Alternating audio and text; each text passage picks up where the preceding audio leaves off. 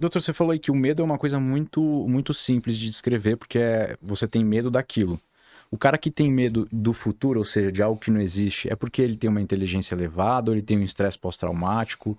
Porque eu vejo, assim, pessoas que não têm, eu não sei descrever uma pessoa que não tem uma inteligência muito elevada, mas eu vejo que ela vai mais Uhum. vivendo a vida e fazendo as coisas, ela não tá muito preocupada se o que vai acontecer no futuro.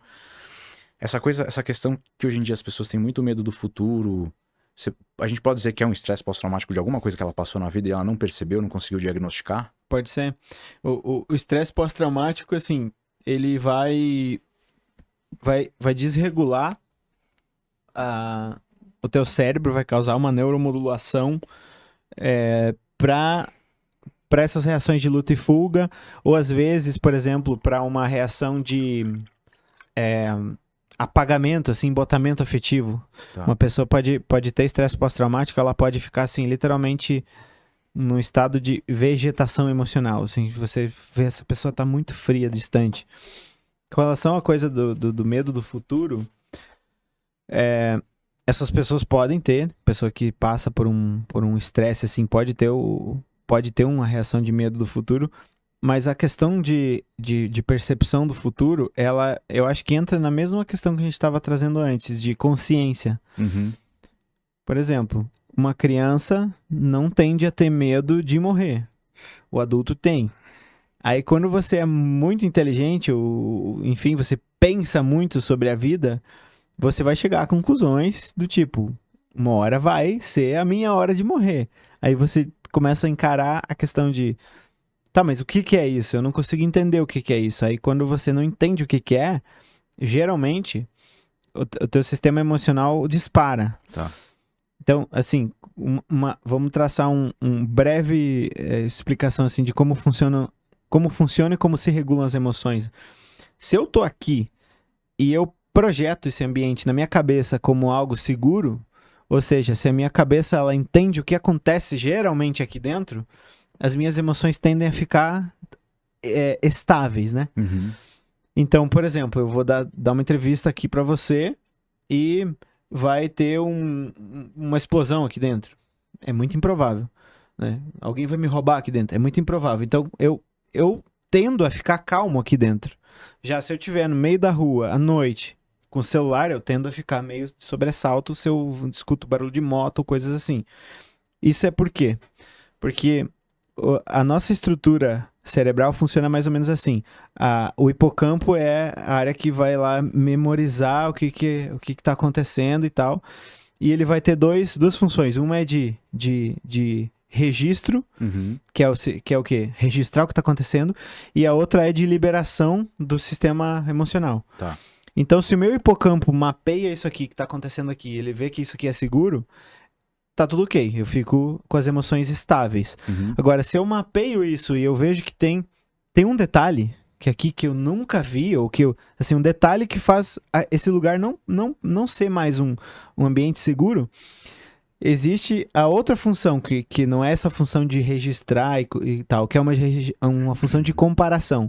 Então, o meu hipocampo, ele compara uma situação conhecida com algo desconhecido. Se ele vê que tem problema desconhecido, tem território inexplorado aqui, por exemplo, aí ele diz assim, amígdala, você tá liberada para disparar medo. Por Tá. quê? Porque o medo é uma reação de você, de novo, procurar territorializar, digamos assim. Você procurar segurança. Por exemplo, acontece com os ratinhos. O ratinho tá ali, ele percorre todo o ambiente, ele para quieto. Para quieto por quê? Porque ele mapeou tudo. Aí ele parou. Aí você modifica o ambiente. Você muda a casa dele de lugar quando ele tá dormindo e você muda o labirintozinho. Quando ele acorda, ele tende a ficar muito ansioso e percorre tudo de novo, mapeia tudo. Aí quando ele mapeia tudo, ele para de novo. É exatamente esse processo, ou seja, se o ambiente é inexplorado, eu vou explorar. Perfeito. E aí eu vou mapear tudo. Quando o meu cérebro mapeou tudo, ele registra e diz, tá tudo seguro. Aí eu paro. Então o que acontece com essa questão de ansiedade, medo do futuro e tal? Você tá lidando com um cérebro que pode estar percebendo um futuro que não, uma questão que não é mapeada, ou seja, ele está lidando com a coisa do não sei o que vai acontecer, né? E aí, quando você não sabe o que vai acontecer, você dispara o medo. Ou ele pode ser um cérebro que tá fazendo isso de forma patológica, anormal, né? Então, por exemplo, na minha vida costuma ter quantas coisas absurdamente desconhecidas e ruins? Pouquíssimas. Mas eu ainda fico assim, de sobressalto. Isso é porque o meu cérebro não tá funcionando como deveria. Então ele tá tentando mapear e ordenar uma coisa que não é caótica, né? A minha vida, ela tá ali, que é aquele exemplo que o pessoal sempre dá, que é assim, o teu cérebro dispara quando você tá no sofá assistindo TV, como se tivesse um leão na sala, né? O que eles estão querendo dizer? Eles estão querendo dizer o seguinte, o território tá todo explorado, o teu cérebro tem um bom mapa do que tá acontecendo e não tem erro nenhum nesse mapa. Não tem nada de novo para você ligar o sistema de luta e fuga. Não tem com o que lutar. Mas o teu cérebro dispara. Porque ele entende que aquilo que está acontecendo ali não tá ordenado. Tipo assim, a tua vida não tá ordenada. E isso pode ser porque no passado você teve uma questão que não foi resolvida. Ou pode ser porque você, enfim, tem realmente um problema a enfrentar. Né? Eu vou dar uma aula pro pessoal da pós-graduação lá de HSD, eu não sei o que eles vão gostar, se eles vão gostar ou não. Beleza, faz sentido o meu cérebro recursar. Agora, pode ser que eu dei uma aula no passado e as pessoas reagiram mal e eu não criei nenhuma forma de agir em cima disso. Então, o trauma ele vai sempre se sustentando na medida em que você não conseguiu criar nenhum mapa ainda que quando aquela situação no futuro se apresentar de novo, você saiba o que fazer. Entendi. Por exemplo, a pessoa sofreu abuso e aí ela não entendeu o que aconteceu, não entendeu como é que aquilo aconteceu, ela esqueceu aquela memória, ou ela esqueceu ou ela foge de pensar nisso. A tendência é que ela olhe para o futuro com medo e que, por exemplo, a mulher passa por um homem na rua, engatilha. Por quê? Porque ela não consegue mapear se aquele homem é perigoso ou não. A pessoa que passou por um trauma de abuso, por exemplo, e trabalhou esse trauma, ela vai conseguir olhar para uma pessoa e vai ler. Isso aqui, essa pessoa aqui tá segura, essa aqui não.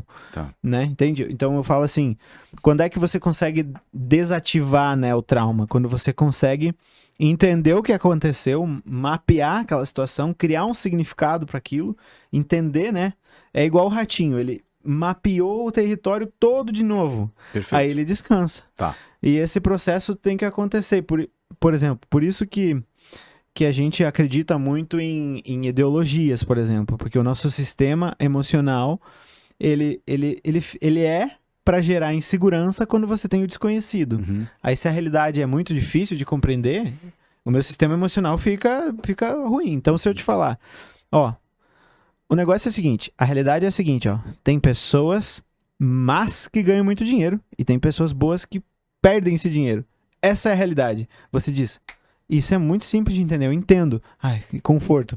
Então você fica confortável porque aquela ideia simples descreve a realidade, e aí você acredita naquela simplificação, e aí o teu sistema emocional, ele descansa. Mas isso é ruim, na minha opinião, porque se você tá lidando com uma coisa ideológica que não descreve a realidade, porque a realidade pode não ser dessa forma. Aí quando você encontrar a realidade de fato, você vai bugar de novo o teu sistema emocional.